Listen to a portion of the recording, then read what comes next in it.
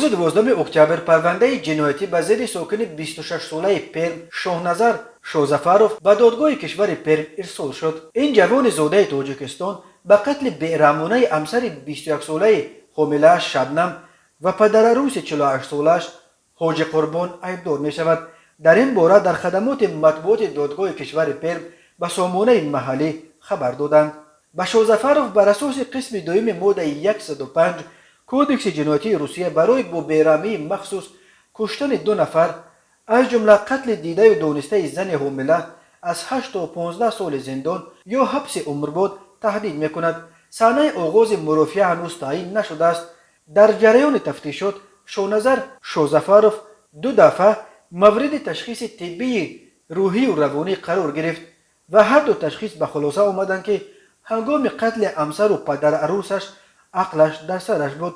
خود شوزفروف در رفت تفتیشات به گناه خود اقرار کرده گفته است که شبنم میخواست از وی جدا شود و کودک بطنش را اسقاط حمل کند و همین باعث نزاع خونین شد که با چنین فاجعه انجامید.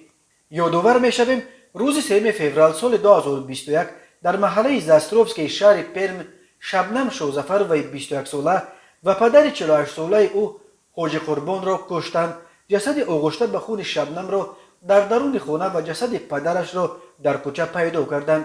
در این جنایت بلافاصله داماد خانواده شوهر شبنم را گناهکار کردند که این جوان زن میخواست از وی جدا شود.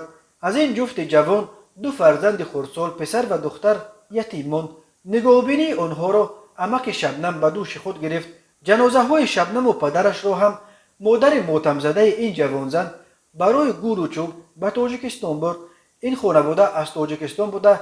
پدر و مادر شبنم تقریبا 30 سال پیش در آغاز جنگ شهروندی تاجیکستان به پرم کوچیده آمده بودند.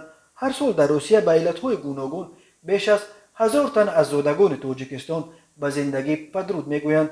برخی آنها مثل شبنم و حاجی قربان با مرگ مجبوری از دست هموطنانشان ترک این دنیا میکنند.